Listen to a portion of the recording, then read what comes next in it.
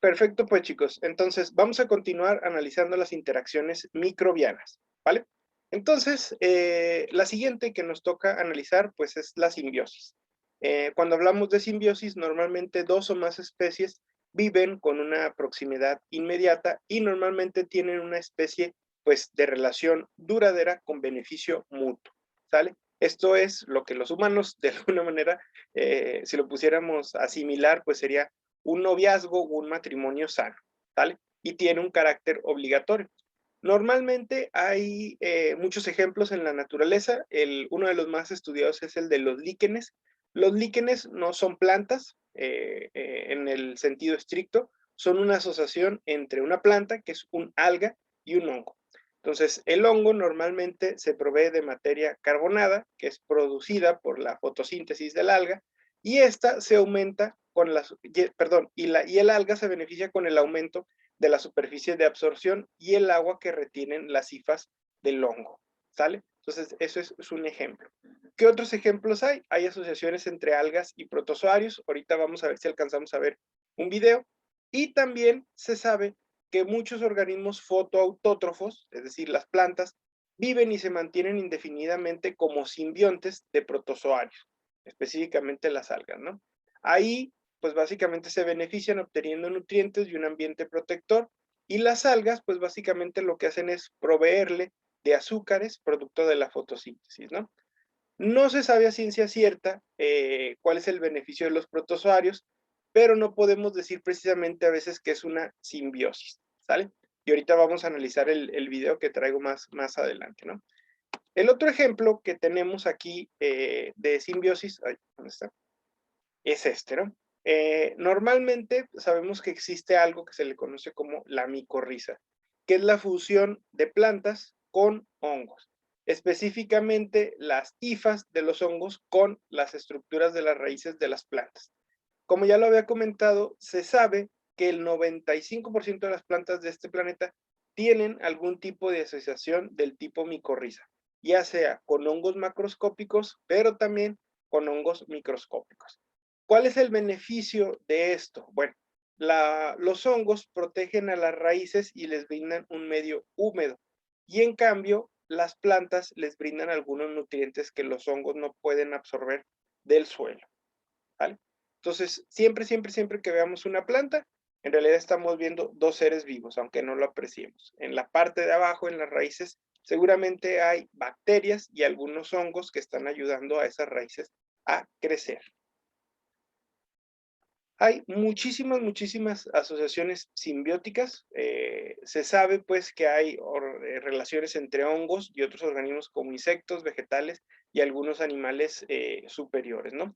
En el sentido estricto, nosotros somos un reservorio tanto de hongos como bacterias, y aún no se sabe a ciencia cierta cuál es la función que cumplen esas bacterias o microorganismos dentro de nosotros, ¿no?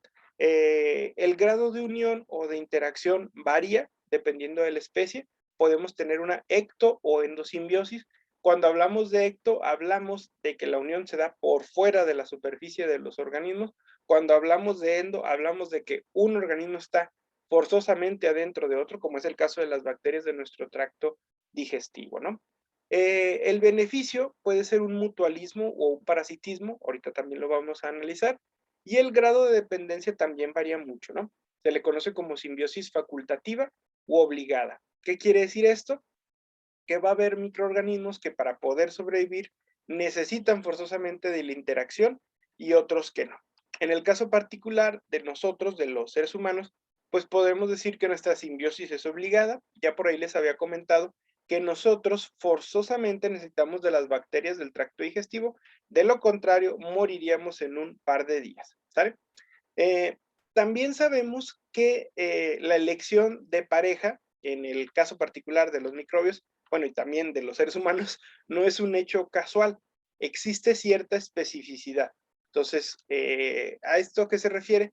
Que no es, vamos a decirlo, casual el encuentro, sino que se buscan. ¿Por qué? Porque la evolución así lo ha determinado para que las parejas sean compatibles y de esta manera, ¿qué suceda? Pues suceda la simbiosis, ¿no? Entonces, aquí tenemos otros ejemplos que no habíamos analizado. ya habíamos analizado el caso particular de las micorrizas, que son hongos pegados a las raíces de las plantas. Y aquí tenemos unas imágenes de diferentes cortes de una raíz. Estas raíces son principalmente de plantas, pero son unas plantas muy particulares, principalmente lo que conocemos como arroz, frijoles y avena. Entonces, a estas plantas y a muchas en general les crecen estas bolitas que se ven así como tumorcitos. En realidad no le causan daño a la planta. Estos tumorcitos reciben el nombre de nódulos de la raíz y son ocasionados por una bacteria específica que se le conoce como Rhizobium. Rhizobium es una bacteria muy, muy bonita. ¿Por qué? Porque su chamba es fijar el nitrógeno atmosférico dentro del suelo para que las plantas lo puedan consumir. No hay que olvidar que el 80% de la composición de nuestra atmósfera es nitrógeno, ¿vale? Entonces, es un elemento altamente abundante y altamente necesario, ¿para qué? Para que las plantas y los seres vivos crezcan. ¿Por qué? Porque el nitrógeno es uno de los principales elementos biogenésicos, de hecho está en tercer o cuarto lugar del CHONS, y lo necesitamos para la formación de ácidos nucleicos, proteínas, vitaminas y demás, ¿vale? Entonces, sin embargo, las plantas no pueden respirar el nitrógeno, lo tienen que absorber de una forma orgánica, y esta transformación de la forma inorgánica, que es el nitrógeno diatómico N2, al nitrógeno que se va a transformar en la materia orgánica, lo hacen las bacterias, ¿vale? Y lo hacen normalmente transformándose en pequeños nodulitos dentro de las raíces, ¿sale? Existen otras bacterias que se ha visto que hacen esta chamba. ¿Cuáles son esos? Anabaena azole, otras cianobacterias, etcétera, etcétera. Pero la más chida y la más estudiada, pues es Rhizobium. No quiere decir que Rhizobium sea la única que lo hace, pero es la que se ha descubierto en mayor abundancia, principalmente en las plantas leguminosas. A las rizobacterias también se les llega a conocer con el nombre de bacterias fijadoras de nitrógeno. También hay asociaciones que no son precisamente bonitas, se les conoce como asociaciones antagónicas y normalmente hay perjuicio de alguna parte de la población, ¿no? Entonces, la competencia normalmente, ¿cuáles son ejemplos de este tipo de asociaciones? Pues el primero que vamos a analizar es la competencia. La competencia se puede dar principalmente por nutrientes, espacio o en el caso de las microalgas, por luz, ¿sale? También tenemos el amensalismo, donde una especie puede desaparecer ante la liberación de ciertas sustancias provenientes de otra población. Tenemos también a la predación, donde hay un ataque directo a una especie sobre otra con la muerte de la presa, pues principalmente por alimentación. Y finalmente tenemos el parasitismo, donde un organismo se alimenta de otro, generalmente pues mayor, ¿no? Le causa algún tipo de daño desde muy pequeño hasta la muerte. Entonces, aquí tenemos algunos ejemplos donde vemos que algunos microbios son medio cholos, medio sicarios, y pues básicamente echan en carrera o matan o destruyen a las poblaciones de microorganismos buenos. Acá, por ejemplo, tenemos una bacteria que está sembrada en una caja de Petri, en un medio que no sabemos cuál es, junto con un hongo. ¿Y qué sucede aquí? Pues básicamente la bacteria está produciendo algún compuesto que se disemina a través del medio de cultivo. ¿Y qué sucede? Pues vemos que aquí no crece el hongo donde está produciendo esto. Entonces, esto es muy bonito, esto es muy interesante, porque desde que el tiempo es tiempo y empezamos a hacer cultivos en cajas de Petri, los seres humanos nos dimos cuenta que había microorganismos que no permitían que crecieran otros. Entonces, analizamos estos compuestos y voilà. Así surgieron los antibióticos y los medicamentos antivirales, antimicrobianos, antifúngicos, antibacterianos que consumimos hoy en día, ¿sale? Aquí quiero hacer un paréntesis a propósito, bueno, no se aprecia muy bien en las imágenes, está muy chiquitita, está aquí. Aquí tenemos un nemátodo depredador. Este grandote pues está comiendo a uno más chico. Aquí se aprecia que hay una especie como de nemátodo adentro de otro nemátodo. Aquí hay unas bacterias que se están comiendo un nemato, seguramente ya muerto. Y aquí se alcanzan a ver algunas hifas de de un honguito que se está comiendo a un nematodo, ¿no? Entonces, estos son algunos ejemplos, pues, de las asociaciones que vimos anteriormente, ¿no? Normalmente, y eso es un paréntesis que quiero hacer, cuando hablamos de parásitos, pues normalmente hablamos pues de cosas muy feas, ¿no? Pero recientemente se ha descubierto que en algunos seres vivos, como los seres humanos, debe haber cierto balance entre el número de organismos buenos y organismos malos. Entonces, para que un parásito, vamos a decirlo, se llame parásito, pues ya el término está cambiando un poquito, ¿no? Sabemos que los parásitos a su vez mantienen a raya otros organismos que pueden ser malos. Entonces hay, por decirlo de alguna manera, parásitos buenos. Entonces, en el sentido de que, como ya lo dije, como hay una competencia por algún nutriente, evitan que crezcan otras cosas que son más malas. Entonces, es como si yo les dijera, ¿quién quieres que viva en tu casa? O sea, pues dices, ¿cómo decirlo? Una persona que ronca, que no te deja dormir, o una persona, pues no sé, que se droga, ¿no? Entonces dices, pues bueno, aguantamos al que ronca porque pues es más sano que estarse drogando, ¿no? O sea, a fin de cuentas, pues me trae un daño a mí que no me dejan dormir o estoy con el pendiente, pero pues de esa manera hay una especie como de balance, ¿no? Antiguamente, se pensaba que los parásitos todos eran, pues, muy malos, ¿no? Sin embargo, ya hablamos de parásitos que son más evolucionados que otros. Los parásitos que son más evolucionados, de alguna manera, y lo digo porque, pues, no es como que tengan razonamiento, son más inteligentes en el sentido de que los parásitos más evolucionados no matan a su hospedero, no le causan tanto daño. ¿Por qué? Porque si lo matan, ya no tienen cómo vivir. Sin embargo, los parásitos, llámese hongos, bacterias, virus, lo que sea, que son muy agresivos con su hospedero y terminan matándolo, pues son menos abundantes en la naturaleza porque se consideran menos evolucionados. Porque si matan rápidamente a su hospedero, le causan mucho daño, pues se muere y se acaba la vida del parásito, ¿no? Entonces, esto era algo que yo quería comentarles. Ay. Entonces, aquí están los ejemplos de cómo son las interacciones ecológicas, no solamente de los microbios, sino también de los organismos macroscópicos, ¿no? Entonces, tenemos el mutualismo, donde el hospedador recibe un beneficio, el simbionte recibe un beneficio y la relación es muy estable. Entonces, aquí tenemos el ejemplo donde todos están comiendo en armonía, ¿no? Luego tenemos el comensalismo, donde no hay ni beneficio ni perjuicio, para el hospedador, el simbionte sí se beneficia y la relación también es muy estable. Entonces, aquí lo tenemos, ¿no? Y finalmente tenemos el parasitismo, donde hay un perjuicio al hospedador, únicamente el simbionte es el que se beneficia y la relación pues es muy inestable porque pues o termina matándolo o termina por deshacerse de él, ¿no?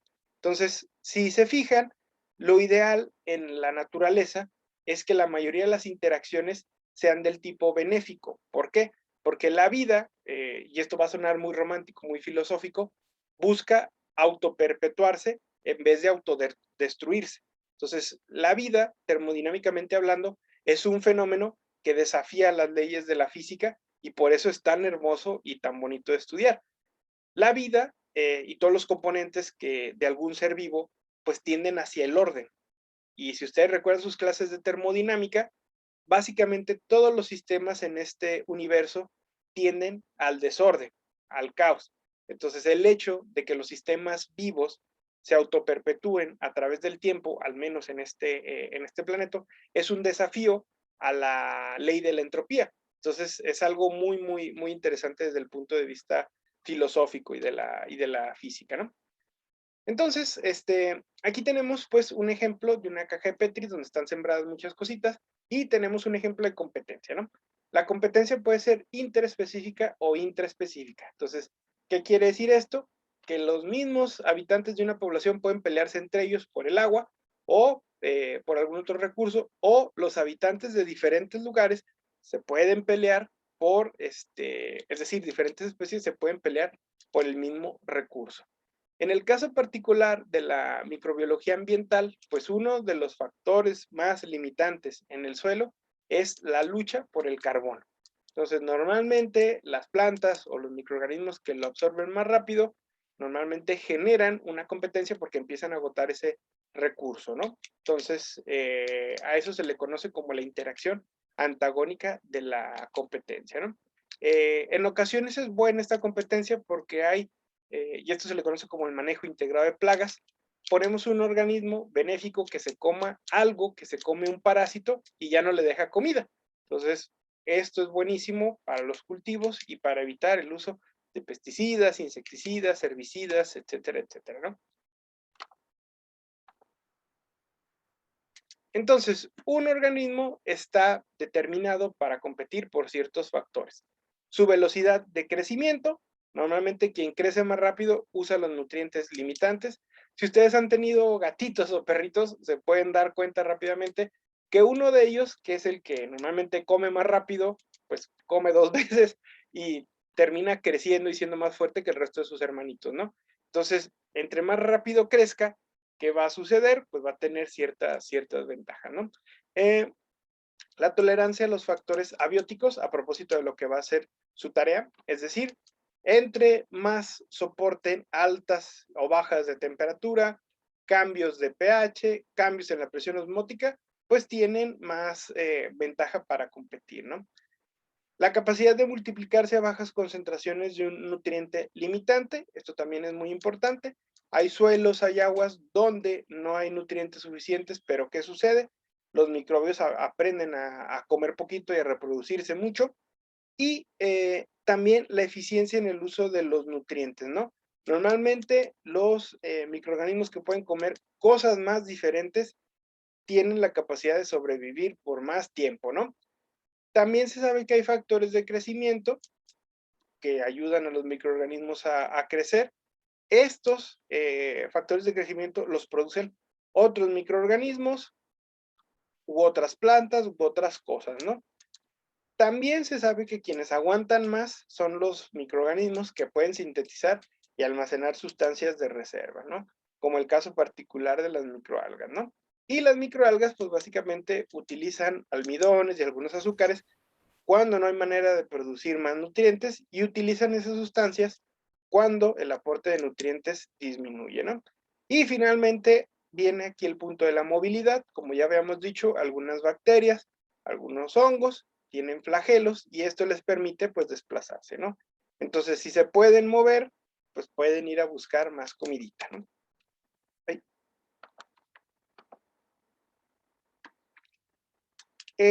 La otra relación que estábamos estudiando, pues es el amensalismo. Como ya habíamos dicho, una especie produce sustancias inhibidoras o tóxicas para las especies que estén próximas y pues básicamente las mata o las detiene, ¿no?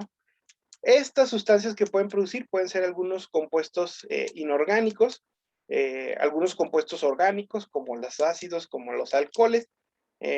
No sé si se habían percatado, pero bueno, el alcohol es tóxico, sobre todo a grandes concentraciones.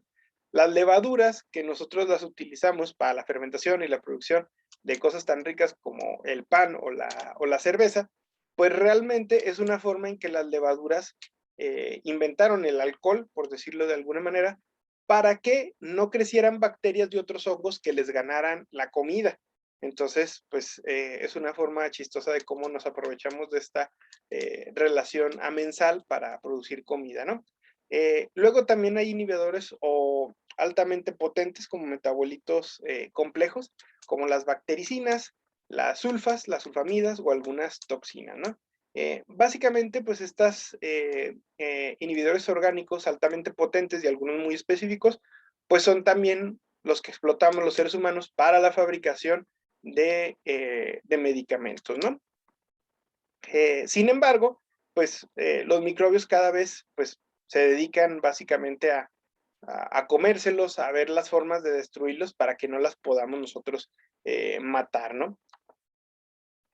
Y bueno, aquí tenemos ay, se nos va a acabar el tiempo, pero ahorita le seguimos.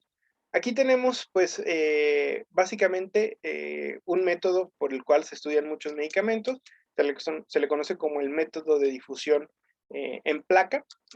Aquí nosotros tenemos unas cepas ahí creciendo. ¿Cuáles son estas cepas? Bueno, tenemos un Enterococcus y un Lactobacillus, ¿no? Entonces, estos dos están creciendo contra una otra especie que se llama Listeria monocytogenes. Entonces, toda la placa, si se fijan, se ve como más blanquita y aquí se ve como que no creció. Entonces, ¿por qué sucede esto?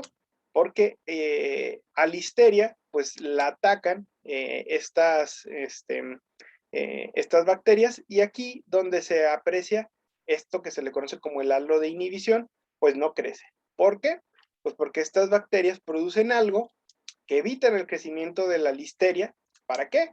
Pues para que no crezca y no les gane la comida, ¿no? Entonces, si yo como científico me doy cuenta de este fenómeno y yo sé que, por ejemplo, la listeria produce enfermedades bucales y otras como la listeriosis, de hecho, alguno de ustedes, si ya desayunó, ya se lavó los dientes, seguramente utilizó un invento del doctor Lister, que es el Listerine o el enjuague bucal, y se dio cuenta pues de que su boca ya no huele feo y esto y que el otro, por los compuestos que tiene el enjuague bucal contra la listeria, ¿no? Entonces, si yo me doy cuenta de que, por ejemplo, aquí Enterococcus tiene un halo de inhibición mayor que el Lactobacillus, pues yo digo, va, voy a estudiar este compuesto porque es más efectivo que el de acá, si se fijan es ligeramente mayor el halo de inhibición, y vamos a ver contra qué lo probamos más para ver si mata otras cosas. Entonces, por eso es tan importante.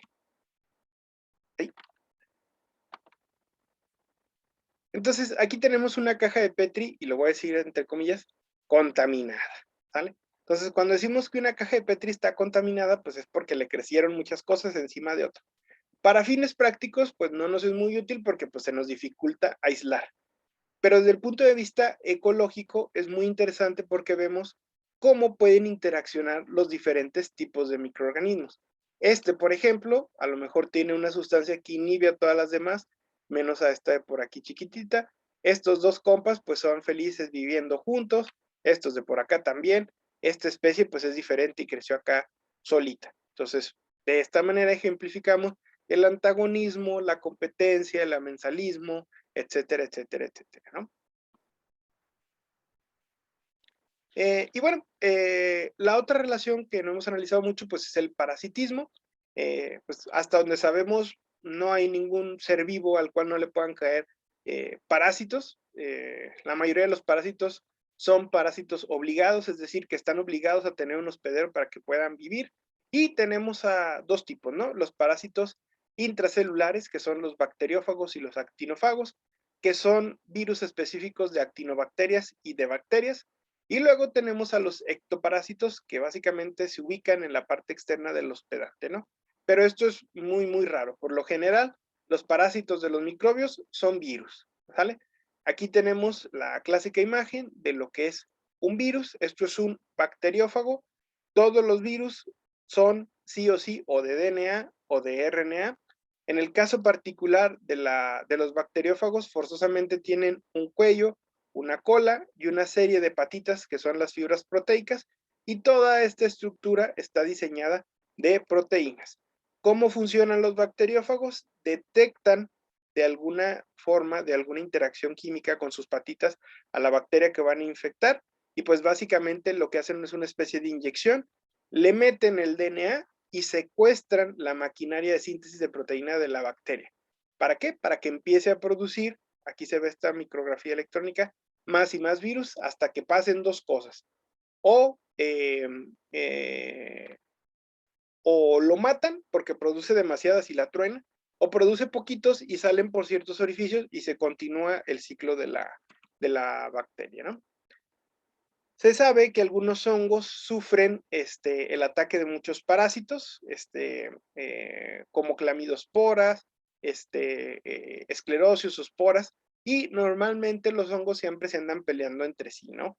Entonces, pelean los hongos de Penicillium, Rhizoctonia, Trichoderma, Glioclodium, y pues los que se descubran esta semana, ¿no? Sin embargo, muchos hongos sobreviven porque se reproducen muy rápido, porque algunos producen esporas o porque producen hifas muy largas, ¿no? Entonces, aquí tenemos unas imágenes de microparásitos. Aquí se alcanzan a apreciar cómo está creciendo una hifa más chiquita adentro de otra hifa, ¿no? Entonces, estos estudios pues son muy buenos porque si este hongo es malo y le ponemos un parásito, pues no lo echamos, ¿no? Sin necesidad de gastar mucho dinero en antibióticos o en químicos especializados.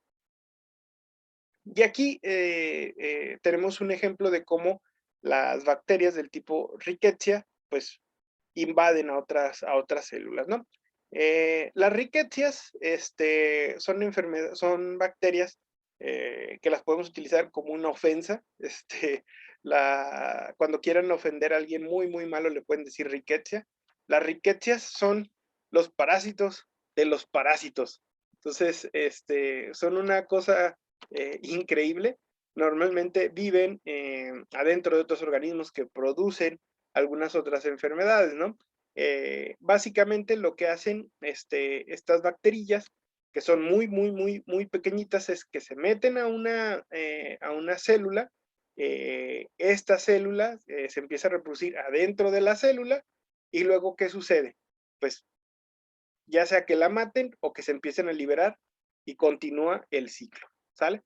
Son enfermedades muy difíciles de quitar. ¿Por qué? Porque como se reproducen adentro de una célula, el sistema inmunológico del cuerpo del hospedero no las detecta. ¿Por qué? Porque no las ve, están adentro de una célula. Entonces, por eso son enfermedades difíciles de erradicar, ¿no?